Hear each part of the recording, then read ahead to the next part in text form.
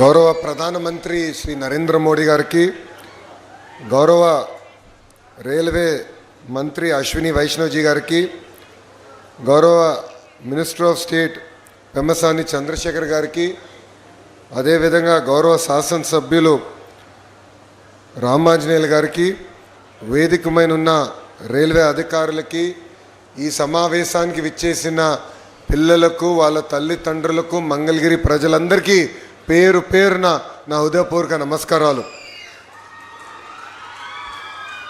భారతదేశంలో అనేక సంస్థలు ఉన్నాయి.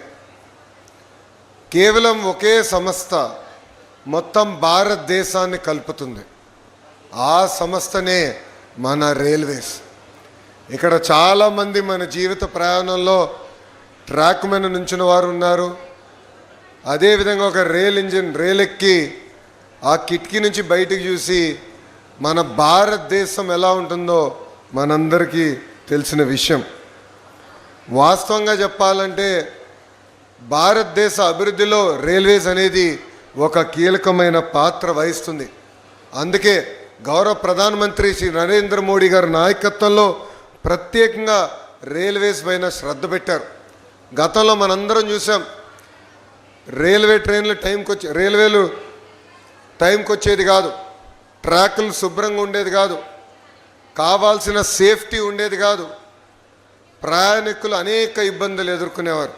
అలాంటిది గౌరవ ప్రధానమంత్రి నరేంద్ర మోడీ గారు ముందు చూపుతో ఈరోజు మనం ఒక్కసారి చూస్తే ఎప్పుడు లేని విధంగా వందే భారత్ కానివ్వండి, బుల్లెట్ ట్రైన్లు కానివ్వండి, కవచ్ సేఫ్టీ టెక్నాలజీ కానివ్వండి, 100% ఎలక్ట్రిఫికేషన్ కానివ్వండి, ఏకంగా మోడర్న్ ఫ్రేట్ కారిడార్స్ కూడా ఈరోజు మనం అభివృద్ధి చేసుకుంటాం జరిగింది.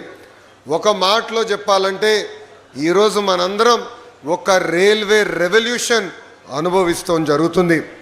గౌరవ ప్రధానమంత్రి గారి ఆలోచన ఒకటే, దేశం అభివృద్ధి చెందాలంటే రైల్వేస్ అభివృద్ధి చెందాలి.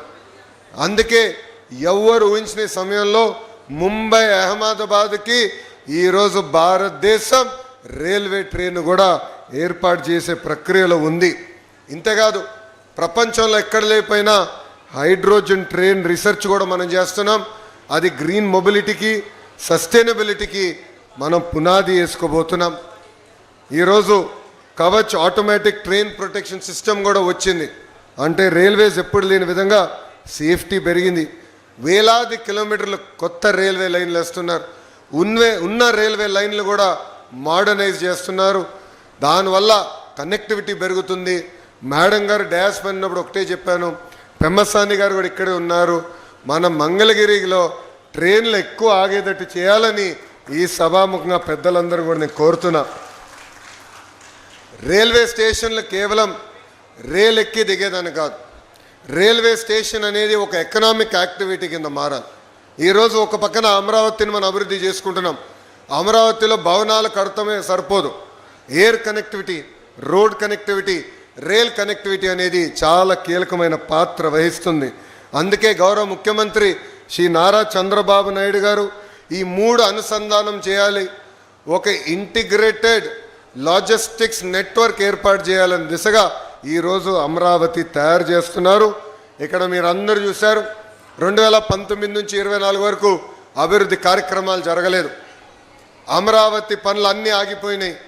అలాంటిది ఈరోజు ఒక పక్కన చంద్రబాబు నాయుడు గారు, ఇంకో పక్కన గౌరవ ఉప ముఖ్యమంత్రి పవన్ అన్న గారు కలిసి పెద్ద ఎత్తున అమరావతి పనులు కూడా పరిగెత్తిస్తాం జరుగుతుంది. మనందరి లక్ష్యం ఒకటే, అమరావతి అనేది ఒక గ్లోబల్ సిటీగా తయారు చేయాలని.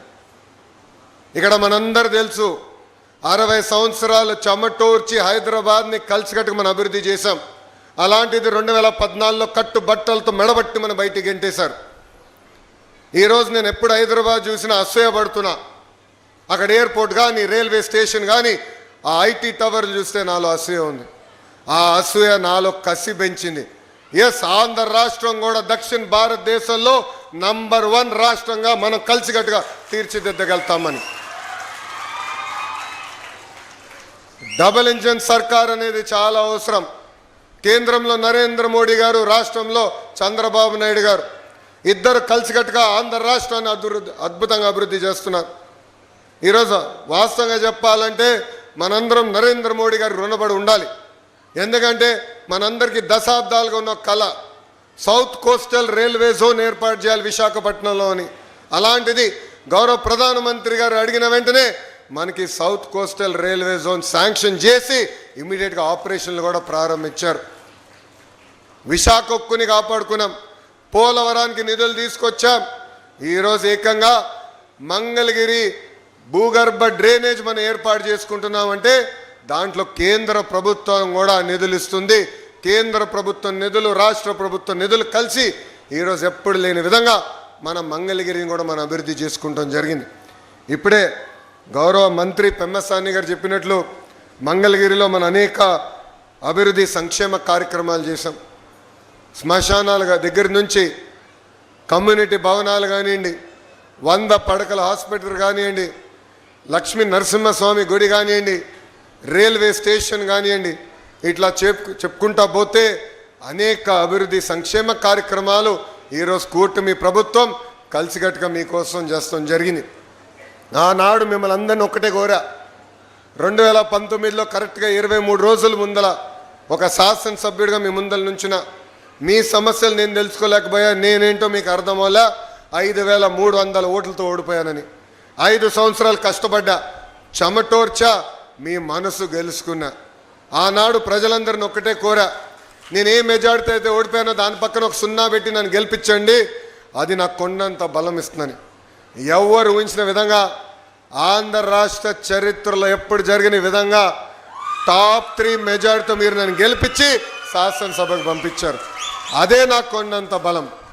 ఈరోజు నేను ఏ మంత్రి గారితో మాట్లాడినా, కేంద్రంలో గౌరవ ప్రధానమంత్రి గారు కానివ్వండి, రాష్ట్రంలో ఉప ముఖ్యమంత్రి పవన్తో కానీ ఎప్పుడు మాట్లాడినా, అనామ మంగళగిరి నియోజకవర్గాన్ని మీరు చేయాలి, 91,000 మెజార్టీతో నేను గెలిచాను, బాధ్యత మీ పైన కూడా ఉందని వాళ్ళతో నేను ఒత్తిడి తీసుకొచ్చి పనులు చేపిస్తాం జరిగింది. నా గౌరవాన్ని మీరు నిలబెట్టారు, నా పైన బాధ్యత పెరిగింది. గడిచిన 2 సంవత్సరాలు అనేక అభివృద్ధి కార్యక్రమాలు చేశాం. ఇది తొలి అడుగు మాత్రమే, ఇంకా అనేక కార్యక్రమాలు చేయాల్సిన అవసరం ఉంది. ఎన్ని ఆర్థిక ఇబ్బందులున్నా, అంటే ఈరోజు ₹1 సంపాదిస్తే ₹40 ఖర్చు అవుతుంది. జీతాలు కానీ, పెన్షన్ కానీ, తల్లికి వందనం కానివ్వండి, ఉచిత బస్ కానివ్వండి, డిఎస్సి కానివ్వండి, మెగా జాబ్ క్యాలెండర్ కానివ్వండి, ఇవన్నీ చేయాలంటే ₹1 సంపాదిస్తే ₹40 ఖర్చు అవుతుంది. అయినా కూడా పర్వాలేదు, ఇచ్చిన హామీ నిలబెట్టుకోవాలి, డబ్బులు ఈరోజు కాకపోతే రేపు సంపాదిద్దామని అభివృద్ధి పదంలో కూడా గౌరవ ముఖ్యమంత్రి గారు ఆంధ్ర రాష్ట్రాన్ని పరిగెత్తిస్తున్నారు. ప్రజలందరూ ఆలోచించాలి. 5 సంవత్సరాలు తీవ్రంగా నష్టపోయాం, పెట్టుబడి రాలేదు, పరిశ్రమలు రాలేదు. అలాంటిది ఆగిపోయిన పనులన్నీ తిరిగి ప్రారంభించాం. ఈరోజు రాయల్ ఎన్ఫీల్డ్ ఆంధ్ర రాష్ట్రాన్ని ఎత్తుక్కుంటూ వచ్చింది, ఒక గూగుల్ ఆంధ్ర రాష్ట్రాన్ని ఎత్తుక్కుంటూ వచ్చింది. ఇంకో పక్కన ఫైటర్ జెట్ తయారు చేసే ఆమ్కా కూడా ఆంధ్ర రాష్ట్రాన్ని ఎత్తుక్కుంటూ వస్తుంది. ఇప్పుడే గౌరవ మంత్రి గారు చెప్పినట్లు ఇంకొక 3 సంవత్సరాలు నిరుద్యోగ యువకులు పక్క రాష్ట్రాల వైపు చూడాల్సిన అవసరం లేదు. పక్క రాష్ట్రంలో ఉన్న నిరుద్యోగ యువకులు ఆంధ్ర రాష్ట్ర వైపు చూసే విధంగా ఈరోజు పెట్టుబడులు, పరిశ్రమలు తీసుకొస్తున్నాం. మా లక్ష్యం ఒకటే, అభివృద్ధి సంక్షేమం అనేది జోడెద్దుల బండి. 2 కలిసికట్టుగా ముందరికెళ్తేనే రాష్ట్రం అభివృద్ధి చెందుతుంది. అందుకే ఇది 2 కలిసికట్టుగా తీసుకెళ్తున్నాం. మీ అందరి ఆశీస్సులు ఎప్పుడు ఉండాలి, మీకోసం అహర్నిశలు కష్టపడడానికి మేమున్నాం. ఈరోజు మంగళగిరిలో భూగర్భ డ్రైనేజ్ కానివ్వండి, రైల్ ఓవర్ బ్రిడ్జ్ కానివ్వండి, ఇలా కేంద్రంతో సంబంధించిన అన్ని కార్యక్రమాలు మనం చేయగలుగుతున్నాం అంటే గౌరవ ఎంపీ పెమ్మసాని చంద్రశేఖర్ గారు ఉన్నారు కనుకనే. మన లక్ష్మీ నరసింహస్వామి గుడి కోసం ప్రత్యేకంగా స్కీము ఉండాలి. ప్రసాదం 2 ద్వారా ఏకంగా నిధులు తీసుకురావాలని గౌరవ మంత్రి గారు నేను కోరితే ఏకంగా టూరిజం మినిస్టర్ గారిని కలిసి ఆయన పక్కన కూర్చుని నాకు ఫోన్ కొట్టి ఆయన చేత కమిట్మెంట్ కూడా చేయించిన వ్యక్తి పెమ్మసాని చంద్రశేఖర్ గారు. ఇది మీ అందరికి ఎందుకు చెప్తున్నానంటే, ఒక ఎంపీ ఒక ఎమ్మెల్యే కలిసికట్టుగా పనిచేస్తే ఎంత అద్భుతంగా ఒక ప్రాంతం అభివృద్ధి చెందుతుందనే దానికి మంగళగిరి ఒక ఉదాహరణ.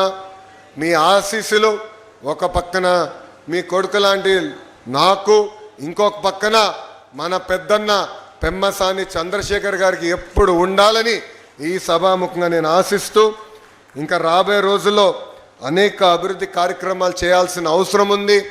మంగళగిరిలో ప్రత్యేకంగా అనేక పరిశ్రమలు పెట్టుబడులు తీసుకొచ్చి నిరుద్యోగ యువకులకి మన ప్రాంతంలోనే ఉద్యోగాలు కల్పించే దిశగా మేము పనిచేస్తామని ఈ సభాముఖం మీ అందరికి హామీ ఇస్తూ, నాడు నేడు ఎప్పుడు ఒకటి చెప్తా.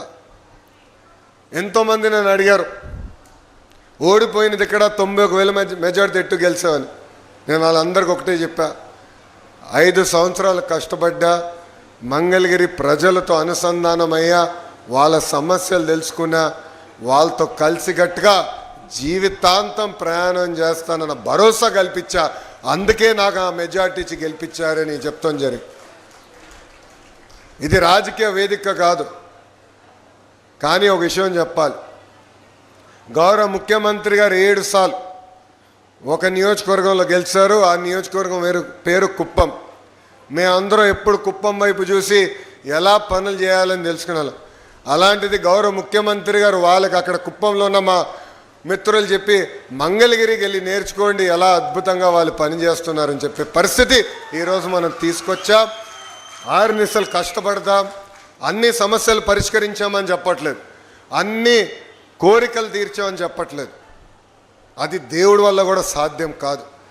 కానీ మీకోసం పనిచేస్తున్నాం, కష్టపడుతున్నాం, 6 నిమిషాలు అందుబాటులో ఉంటున్నాం. మీ ఆశీస్సులు మాకు ఎప్పుడు ఉండాలని ఈ సభాముఖంగా ప్రజలందరినీ కోరుకుంటూ, నాకు ఇంత అద్భుతమైన అవకాశం ఇచ్చిన మీ అందరికీ, అదేవిధంగా గౌరవ ప్రధానమంత్రి శ్రీ నరేంద్ర మోడీ గారికి నా హృదయపూర్వక ధన్యవాదాలు తెలుపుకుంటూ మీ అందరి దగ్గర నుంచి సెలవు తీసుకుంటున్నాను. జై హింద్, జై హింద్. Thank you.